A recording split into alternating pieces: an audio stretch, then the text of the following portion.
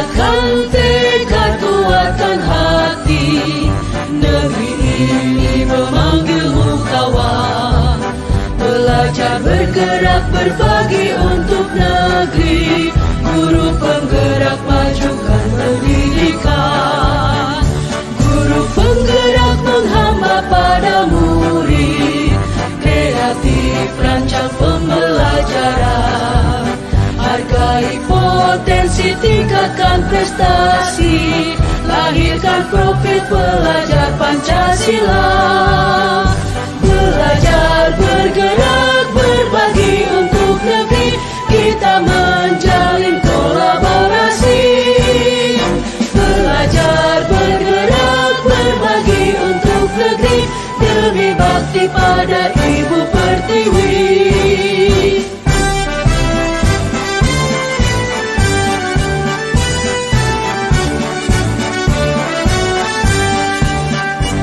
Bulatkan tekad, kuatkan hati, negeri ini memanggilmu kawan. Belajar, bergerak, berbagi untuk negeri, guru penggerak majukan pendidikan. Guru penggerak menghamba pada murid, kreatif rancang pembelajaran. Hargai potensi, tingkatkan prestasi, lahirkan profil pelajar Pancasila.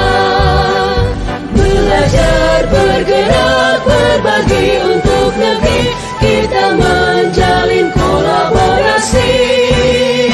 Belajar, bergerak, berbagi untuk negeri, demi bakti pada Ibu Pertiwi. Belajar, bergerak, berbagi untuk negeri, kita menjalin kolaborasi. Belajar, bergerak, berbagi untuk negeri, demi bakti pada Ibu Pertiwi. Demi bakti pada Ibu Pertiwi.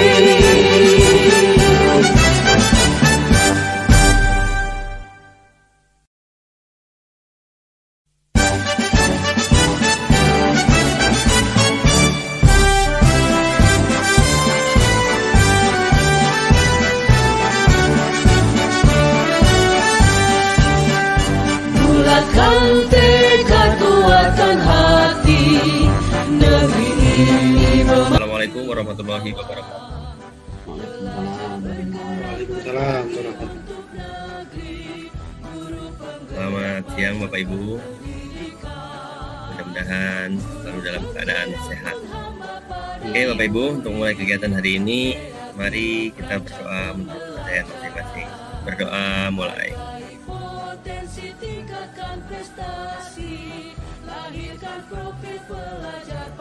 Selesai.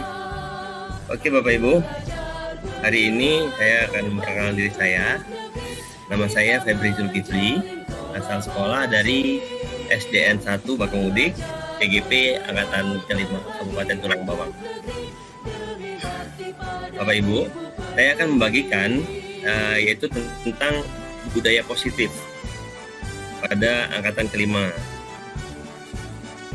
Untuk kegiatan hari ini, silakan Bapak Ibu menunjukkan kamera. Kalaupun mungkin Bapak Ibu terkendala dengan jaringan, dipersilakan untuk menutup kamera, tidak apa-apa. Kemudian untuk kelancaran kegiatan, dimohonkan Bapak Ibu untuk mematikan mic, di mute Bapak Ibu. Kemudian jika ada kendala, misalkan keluar, ya silahkan masuk kembali. Itu sudah biasa dalam kegiatan dalam jaringan seperti ini. Kemudian Bapak Ibu bisa mencatat materi untuk ditanyakan nanti. Kemudian untuk pengetahuan Bapak Ibu boleh disimpan. Ketika Bapak Ibu mau bertanya, silakan Bapak Ibu untuk raise hand terlebih dahulu, ya, mengangkat tangan terlebih dahulu. Kemudian dari pertanyaan-pertanyaan atau apa yang akan disampaikan itu sebaiknya hal-hal yang sifatnya membantu sehingga waktunya tidak akan terbuang. Kemudian Bapak Ibu diminta untuk hadir sepenuhnya di sini agar apa yang saya sampaikan bisa bermanfaat untuk kita semua. Bapak Ibu juga nanti bisa bertanya atau ada hal-hal yang kurang jelas bisa mengisi chat di kolom chat. Kemudian pertanyaan pemantik untuk hari ini Bapak Ibu, apakah dengan pertanyaan ini Bapak setuju atau tidak? Bapak Ibu setuju atau tidak? Yang pertama adalah hukuman di sekolah itu dapat mendisiplinkan anak. Kira-kira Bapak Ibu setuju apa tidak? Ya Bapak Ibu. Hukuman yang seperti apa? Kira-kira hukuman ini dapat mendisiplinkan anak itu Bapak Ibu setuju atau tidak? Setuju. Setuju. Tapi tergantung hukumannya itu sendiri. Iya benar. Oh gitu. Jika hukuman itu mendidik, tidak. Oke. Dari penjelasan Pak Bibi ya, setuju. Tapi tergantung ya Bapak Bibi. Ada yang lain Bapak Ibu? Oke, kita ke pertanyaan yang kedua.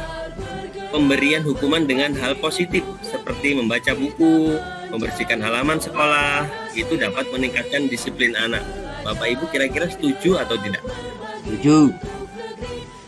Setuju. Setuju. Setuju ya. Jadi pemberian hukuman dengan hal positif itu seperti dikasih buku bacaan, buku perpus nih misalkan, membersihkan halaman sekolah, itu dapat meningkatkan kedisiplinan anak. Bapak Ibu setuju ya? Oke, dari pertanyaan ini banyak yang setuju ya, rata-rata setuju semua ya. Pertanyaan yang ketiga, memberi penghargaan dapat meningkatkan motivasi belajar anak. Setuju atau tidak Bapak Ibu? Setuju. Setuju. Setuju. Oke, setuju. Setuju. Penghargaan dapat meningkatkan motivasi belajar anak. Oke, kita akan perdalam, kita akan ketahui. Kalau kayak gini, saya mau bertanya dengan Bapak Pani. Bapak Pani, mengapa kok memberi penghargaan dapat meningkatkan motivasi belajar anak? Kira-kira mengapa? Di sekolahan kita kan biasanya kan ada tuh yang memberikan penghargaan. Bapak pasti setuju. Itu kenapa kok setuju? Karena anak merasa dihargai dan diberikan sesuatu, jadi anak termotivasi, tertarik gitu, untuk mendapatkan sesuatu atau hadiah tersebut. Oke, kita bungkus dulu ya. Kita akan tahu jawabannya setelah kita memahami materi yang akan saya coba jelaskan. Oke, topik hari ini yaitu tentang disiplin positif, nilai kebijakan universal, kemudian teori motivasi, hukuman, penghargaan, restitusi, kemudian ada keyakinan kelas, kebutuhan dasar manusia dan dunia berkualitas, kemudian restitusi, 5 posisi kontrol guru, kemudian restitusi, segitiga restitusi. Oke, yang pertama adalah disiplin positif dan nilai-nilai kebajikan universal. Oke, sekarang Bapak Ibu, misalkan Bapak Ibu menggenggam tangan Bapak Ibu berlawanan dengan apa itu anak atau itu istri atau teman, saling menggenggam bapak satu dengan bapak yang lainnya, saling menggenggam satu sama lain, satu tangan masing-masing. Kemudian Bapak Ibu punya hal yang berharga dalam genggaman itu. Kira-kira Bapak Ibu bakal membukanya nggak untuk teman Bapak Ibu, untuk anak Bapak Ibu? Itu hal berharga nih. Ya. Kira-kira mau membuka tangannya? Langsung buka gitu aja. Mau tanpa dipaksa, tanpa diminta, tanpa dimohon gitu, langsung membukakan hal berharga itu, langsung Bapak kasihkan gitu saja, langsung Bapak buka, berikan gitu saja. Iya, karena ini berharga sekali. Iya, karena masih anak kita yang dikasih loh. Nah, anak kita. Kemudian misalkan orang lain nih, teman. Iya, mungkin sudah ada riwayat baik di antara mereka kedua belah pihak, jadi kita saling memberi hal baik itu sendiri. Jadi ada ini ya, ada semacam percayaan motivasi yang mau diberikan nih, karena dia teman saya nih, karena dia saya kenal nih, karena dia saya tahu nih gitu ya. Dan padahal tidak seperti itu Bapak Ibu. Ya gini, ketika kita punya sesuatu yang berharga, kita mau kasih ke orang, itu sebenarnya bukan dari orang yang merayu kita, orang yang memberikan iming-iming ke kita. Sebenarnya itu dari diri kita sendiri, Bapak Ibu. Dari diri kita emang mau membukanya, memang mau memberikan hal berharga tersebut. Oke, perubahan paradigma ini sebenarnya ini hanya ilusi, Bapak Ibu. Guru mengontrol murid itu hanya ilusi. Sebenarnya tidak terjadi yang seperti itu. Kemudian ilusi bahwa kritik akan membuat orang merasa bersalah, dapat menguatkan karakter. Itu juga ilusi, Bapak Ibu. Kemudian bahwa semua menguatkan positif, efektif, dan bermanfaat. Semua penguatan positif, efektif, dan bermanfaat itu juga ilusi.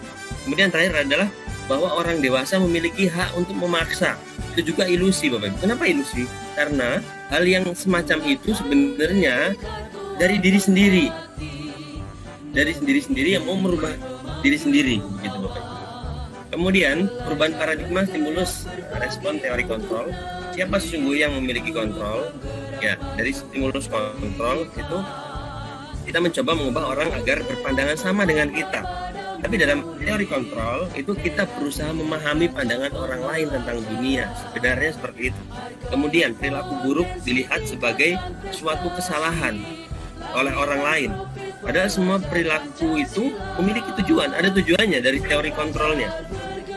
Kemudian orang lain bisa mengontrol saya, itu dalam stimulus respon. Tapi dalam teori kontrol hanya kita sendiri, hanya Anda sendiri yang bisa mengontrol diri Anda. Kemudian yang selanjutnya, saya bisa mengontrol orang lain, padahal Anda tidak bisa mengontrol orang lain. Kemudian pemaksaan ada pada saat rujukan gagal. Sebetulnya kolaborasi dan konsensus menciptakan pilihan-pilihan yang baru. Model berpikir menang kalah itu teori kontrolnya, model berpikir menang dan menang seperti itu. Kemudian yang selanjutnya, apakah makna disiplin? Kalau disiplin itu artinya tuh sebetulnya belajar. Bahasa Latinnya disiplina itu artinya belajar. Makna asal dari kata ini berkonotasi dengan disiplin diri dari murid-murid Socrates dan Plato. Nah, disiplin diri membuat orang menggali potensinya menuju sebuah tujuan, apa yang dihargai. Namun dalam budaya kita, makna kata disiplin telah berubah menjadi sesuatu yang dilakukan seseorang pada orang lain untuk mendapatkan kepatuhan. Kecenderungan umum adalah menghubungkan kata disiplin dengan ketidaknyamanan, bukan dengan apa yang kita hargai atau pencapaian suatu tujuan mulia. Jadi kebanyakan kecenderungan umum ini, hubungan kata disiplin itu biasanya membuat seseorang tidak nyaman. Kita akan memberikan hukuman agar disiplin. Sebenarnya itu tidak benar semua dari pertanyaan yang tadi itu, Bapak Ibu. Ketika mengapa yang pertama tadi soalnya pertanyaannya, saya kembalikan lagi coba.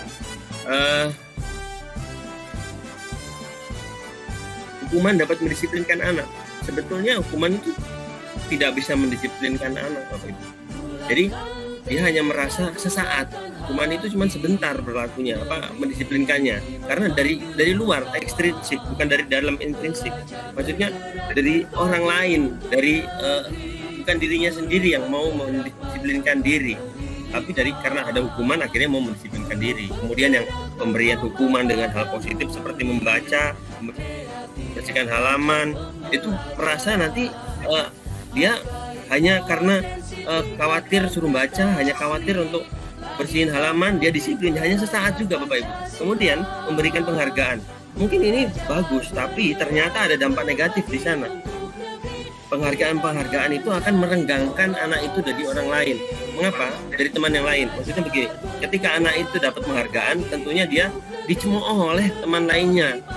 Padahal dia bermaksud ingin punya penghargaan, dapat motivasi belajar. Tapi ternyata teman yang lainnya menganggap dia kalau bahasa kita sok minter lah gitu. Jadi akhirnya ada kesenjangan sosial di antara murid satu dengan murid yang lainnya. Itu materi untuk yang pertama. Kemudian Ini dari nilai-nilai kebajikan universal. Nilai-nilai kebajikan universal ini sifatnya positif, manusia yang merupakan tujuan mulia yang ingin dicapai setiap individu. Oke, naik saja. Kemudian yang kedua adalah teori motivasi, hukuman dan penghargaan. Nah, untuk menghindari ketidaknyamanan atau hukuman, ada yang akan terjadi apabila saya tidak melakukannya. Itu motivasinya tentu dari yang eksternal, soal yang pertama tadi. Soal yang kedua, dia berpikir untuk mendapatkan imbalan. Jadi motivasi juga eksternal. Penghargaan untuk menghargai diri sendiri, saya akan menjadi orang yang seperti apa bila saya melakukannya. Nah, untuk menghargai diri sendiri, itu tujuannya disiplin positif dari diri sendiri. Gitu. Bagaimana cara kita sebagai guru untuk memunculkan motivasi internal yang ada pada siswa? Tentunya dari siswanya sendiri yang mau merubah, mau membuka tangannya, mau membuka hatinya, membuka pikirannya untuk berubah ke hal yang positif. Kemudian merdeka menurut Ki Hajar Dewantara. Merdeka menurut Ki Hajar Dewantara, merdeka itu artinya tidak hanya terlepas dari perintah, akan tetapi juga cakap buat memerintah diri sendiri. Nah, Ki Hajar Dewantara, pemikir, konsepsi, keteladanan, sikap merdeka, cetakan kelima dari 2013 di halaman 469. Kemudian ada restitusi. Apa sih restitusi itu? Restitusi adalah proses menciptakan kondisi bagi murid untuk memperbaiki kesalahan mereka, sehingga mereka bisa kembali pada kelompok mereka dengan karakter yang lebih kuat lagi. Restitusi juga merupakan proses kolaboratif yang mengajarkan murid untuk mencari solusi untuk masalah mereka dan membantu murid berpikir tentang orang seperti apa yang mereka ingin menjadi atau tujuan mulianya dan bagaimana mereka harus memperlakukan orang lain. Ini menurut dosen 2004. Kemudian ciri-cirinya banyak, Bapak Ibu.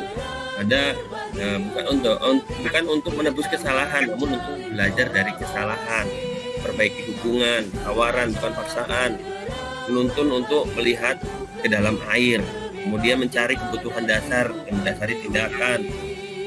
Diri adalah cara yang paling baik. Restitusi fokus pada karakter bukan tindakan. Restitusi fokus pada solusi. Restitusi mengembalikan murid yang berbuat salah pada kelompoknya. Jadi restitusi ini mencari solusi, Bapak Ibu.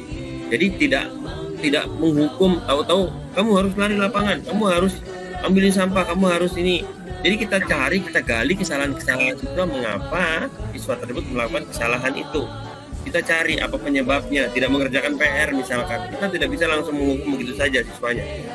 Kita cari alasannya apa, kemudian mengapa seperti itu. Kita carikan solusi biar dia punya nilai dari PR yang tidak dikerjakan. Misalkan membuat PR lagi, besok harus dikumpulkan jam sekian. Seperti itu. Ada konsekuensi yang harus diterima, bukan hukuman. Oke. Kemudian yang ketiga yaitu keyakinan kelas. Jadi mengapa tidak peraturan saja? Mengapa harus keyakinan kelas? Jadi keyakinan kelas ini akan menumbuhkan motivasi intrinsik, Bapak Ibu. Jadi misalkan di kelas Bapak Ibu membuat kesepakatan di dalam kelas. Misalkan tidak harus berangkat sekolah 15 menit sebelum jam bel dibunyikan. Itu akan menumbuhkan motivasi dalam diri sehingga hal-hal yang sering terlambat itu akan ditinggalkan, Bapak Ibu. Akhirnya mendekatkan diri kepada hal yang positif. Ini budaya positif akan muncul dari awalnya, itu peraturan kelas ya, yang keyakinan kelas ini. Keduanya peraturan kelas diadakan, kemudian keyakinan kelas disepakati bersama, lingkungannya lingkungan positif, dan nantinya akan timbul budaya yang positif, Bapak Ibu. Kemudian ini contoh dari kesepakatan kelas. Nah, kesempatan kelas di TK Dharma Wanita Persatuan 1 mana merupakan keyakinan kelas. Mengapa? Ya, yang pertama yaitu datang tepat waktu, mengucapkan salam. Ini kita taruh di kelas, Bapak Ibu. Kita taruh di kelas agar apa? Dibaca sama anak-anak. Dan kita ini kita buat ini sebenarnya kita udah punya konsepnya dari kita. Tapi kita di kelas tuh pura-pura kita buat ini bersama dengan mereka. Jadi nggak dari kita. Jadi mereka merasa saya juga ikut membuat peraturan kelas nih gitu. Jadi kesepakatan ini akan kita sepakati bersama. Akhirnya dijalani bersama dan memunculkan budaya positif yang muncul dari motivasi intrinsik dari diri sendiri, gitu Bapak Ibu. Kemudian kegiatan pendalaman keyakinan kelas, ini ada tabel yang ada di tabel T, tabel Y. Ini juga bahkan bisa kita perdalam lagi, misalkan dari tabel Y bakal terdengar seperti apa di kelas ketika kita menggunakan keyakinan kelas yang baik. Misalkan terdengar, saya minjem tip X-nya ya, terima kasih. Itu akan terucap nanti dalam kelas. Tidak yang asal ambil aja, kembali yang lempar, tidak akan tersebut seperti itu. Nah, kemudian terlihatnya bagaimana di kelas itu saling sapa, saling menghormati, perilaku di kelas pun seperti itu. Jadi dari tabel ini kita nampakkan ketika kegiatan pendalaman keyakinan kelas ini dijalankan. Kemudian kegiatan pendalaman keyakinan kelas tabel Y dan Y, nah ini T dan Y. Terdengar di kelas tuh akan terdengar, yus, saya bantu. Akan ada hal-hal yang positif di sana. Terlihat berempati, kemudian berperilaku tersenyum, ramah, memberikan salam hormat, berjabat tangan. Kemudian dari yang tabel T, tampak seperti datang tepat waktu, tidak tampak seperti sering hadir terlambat. Itu tidak akan terlihat. Yang datang terlambat itu tidak akan terlihat. Gitu. Oke, kemudian bedanya ada peraturan-peraturan kelas dan masuk ke dalam keyakinan kelas. Lalu kembalikan buku ke tempatnya, itu masuk dalam kategori bertanggung jawab, dilarang mengganggu orang lain, masuk menghormati orang lain, hadir di sekolah, menghormati orang lain, berkomitmen, seperti itu. Oke, kemudian perubahan pada modul 1 ini ada 8 perubahan. Nah, dari pengaruh jangka pendek, jangka panjang, penghargaan hukum, penghargaan mengurangi ketepatan, penghargaan tidak efektif, penghargaan merusak hubungan, penghargaan menurunkan kualitas, penghargaan mematikan kreativitas, penghargaan mengurangi motivasi intrinsik. Nah, ini yang termasuk dalam hukuman. Ketika mencatat 100 kali dalam buku, saya tidak akan terlambat lagi, itu masuk dalam hukuman. Hari mengelilingi lapangan masuk dalam hukuman. Yang konsekuensi menggantikan kertas tugas teman yang telah dicoret-coret, itu masuk dalam konsekuensi. Contohnya seperti itu, hukuman dan konsekuensi. Kemudian ini masih yang tadi sama perbedaannya, hukuman, konsekuensi, dan restitusi ya. Saya contohkan sesuatu yang menyakitkan harus terjadi, konsekuensinya sesuatu harus terjadi. Kemudian dalam disiplinnya, restitusinya merupakan pilihan. Itu tidak nyaman untuk murid atau anak untuk jangka waktu panjang dalam hukuman. Ketika di konsekuensi itu tidak nyaman untuk murid atau anak untuk jangka waktu yang pendek. Tidak nyaman tapi waktu yang pendek, itu konsekuensi. Tapi kalau untuk restitusi, menguatkan untuk murid anak dalam jangka yang panjang, waktunya panjang, disiplinnya itu akan terasa sendiri dari restitusi, bukan dari hukuman atau konsekuensi. Tinggal 2 lagi Bapak Ibu, ini tinggal yang keempat dan yang kelima nanti. Kebutuhan dasar manusia ini ada rasa sayang, penguasaan, kebebasan, kesenangan, sehingga bertahan hidup. Yang posisi kontrol itu guru itu sebenarnya memiliki 5 posisi kontrol. Bagaimana cara kita bisa menjadi di posisi kontrol tertinggi, yaitu manajer. Mungkin saat ini banyak guru-guru yang posisi kontrolnya itu sebagai penghukum, ada yang sebagai teman, ada yang pembuat orang merasa bersalah, ada yang sebagai pemantau. Yang tertinggi dan hasil yang terbaik itu adalah sebagai manajer. Misalkan guru berbuat, menghardik, menunjuk-nunjuk, menyakiti, menyindir, itu sebagai posisi kontrol, yaitu penghukum. Nah, kemudian sebagai pembuat orang bersalah, ini berceramah, mengatakan seharusnya ibu kecewa, misalkan seperti itu. Itu sebagai membuat orang yang merasa bersalah. Kemudian mengharapkan untuk di posisi kontrol yang teman, yaitu membuat alasan-alasan untuk muridnya. Misalkan, ayolah lakukan demi ibu, kamu kan udah pernah ibu bantu, kamu kan pernah ibu ajarin. Nah, itu sebagai teman. Kalau sebagai pemantau itu menghitung dan mengukur apa peraturannya, kamu kan sudah tahu peraturannya apa. Nah, itu pemantau. Tapi kalau sebagai manajer itu mengajukan pertanyaan-pertanyaan, kemudian apa yang apa yang kita yakini di kelas, apa yang bisa kau kerjakan untuk memperbaiki masalah ini, itu sebagai manajer, sebagai posisi kontrol yang terbaik. Oke, ini yang contohnya pertanyaan-pertanyaan dan yang mengatakan itu sebagai apa. Kemudian yang terakhirnya satu lagi ya, segitiga restitusi. Ini dalam praktiknya ketika kita dalam kelas atau dalam lingkungan sekolah melihat siswa yang bersalah, misalkan terlambat, buang sampah sembarangan, kemudian berkelahi, dari peraturan-peraturan yang kita sepakati di kelas, ternyata mereka masih melanggar, kita akan melakukan segitiga restitusi, yaitu validasi kebutuhan, menanyakan keyakinan, dan menstabilkan identitas. Contoh yang menstabilkan identitas, guru berkata, berbuat salah itu hal yang manusiawi, tidak ada manusia yang sempurna. Bapak Ibu juga salah, pernah juga buat salah. Kita pasti bisa menyelesaikan permasalahan ini, itu contoh-contohnya. Kemudian setelah menstabilkan identitas, kita validasi kebutuhannya. Misalkan dengan guru berkata, kamu bisa saja melakukan yang lebih buruk dari ini, tapi kamu tidak melakukannya kan? Kamu pasti punya alasan mengapa melakukannya. Apa yang penting bagi kamu? Kamu boleh tetap berusaha menjaga sikap itu, tapi tambahkan sikap yang lain, yang baru, yang bermanfaat, misalkan seperti itu. Setelah validasi kebutuhan, kita menanyakan keyakinannya. Misalkan guru berkata, apa nilai yang kita percaya di kelas atau di sekolah kita? Nilai-nilai universal apa yang telah kita sepakati? Kelas yang ideal itu seperti apa sih? Kamu ingin jadi anak yang seperti apa? Apa yang kamu rasakan ketika kamu melakukan hal tersebut? Kamu menjadi orang yang seperti apa? Yaitu ketika menanyakan keyakinan. Dari ketiga restitusi tadi itu akan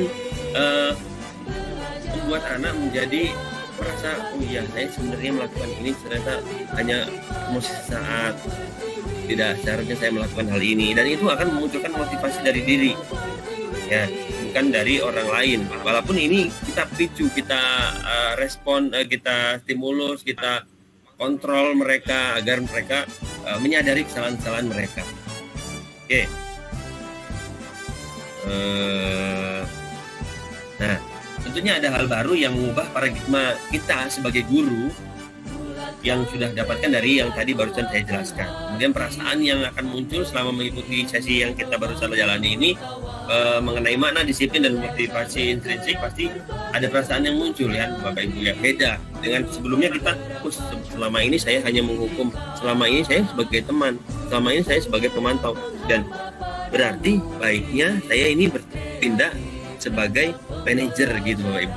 Kemudian peran Among seperti apakah yang saya lakukan untuk selama mengikuti modul ini? Nah, peran Among kan dalam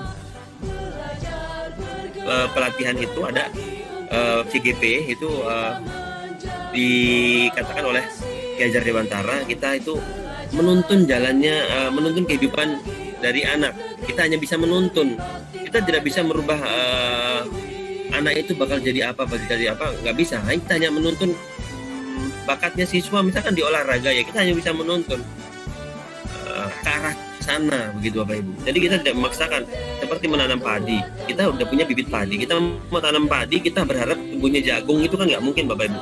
Jadi bagaimana kita bisa merubah struktur tanahnya, bagaimana kita bisa merubah pola pikir anak-anak untuk menuju hal yang dimilikinya, bakat-bakat dari anak tersebut. Kemudian yang keempat, Bapak Ibu, kita akan menjadi Among yang seperti apa? Apakah setelah jadi manajer atau jadi pemantau atau jadi teman atau penghukum ya. Jadi kita setelah mengikuti ini kita mau jadi apa? Tentunya yang di akhir tadi itu menjadi manajer. Itu sangat yang paling tinggi tingkatannya untuk ketika kita menjadi guru yang lebih baik lagi. Tentunya ini pencapaian sampai ke sana tidak mudah Bapak Ibu. Jadi bagaimana kita bisa mencoba dan mempelajari modul ini untuk ke arah yang lebih baik lagi. Seperti itu Bapak Ibu. Mungkin nanti saya akan berikan refleksi ke Bapak Ibu untuk bisa bertanya ataupun menggali lagi hal-hal yang kira-kira masih Bapak Ibu belum pahami. Saya siap untuk menjawab ketika Bapak Ibu ingin memperdalam ini untuk kedepannya nanti Bapak Ibu. Seperti itu. Mungkin banyak kekurangan Bapak Ibu, tapi saya mengucapkan banyak terima kasih atas kehadiran Bapak Ibu semua. Mudah-mudahan apa yang saya berikan dapat bermanfaat untuk kita semua. Oke, Bapak Ibu, saya akhiri. Assalamualaikum warahmatullahi wabarakatuh. Belajar bergerak berbagi untuk negeri, guru penggerak majukan pendidikan, guru penggerak menghamba padamu. Assalamualaikum warahmatullahi wabarakatuh. Saya Tri Handayani, saya adalah rekan pengajar Bapak Febri Zulkifli. Menurut saya dari apa yang dipaparkan oleh Bapak Febri Zulkifli tentang budaya positif sangat baik diterapkan di sekolah. Karena di sekolah anak-anak disiplinnya itu karena faktor ekstrinsik, bukan karena faktor intrinsik atau berasal dari diri siswa tersebut. Semoga kita bisa menerapkannya dengan baik di sekolah. Wassalamualaikum warahmatullahi wabarakatuh. Pada Ibu Pertiwi,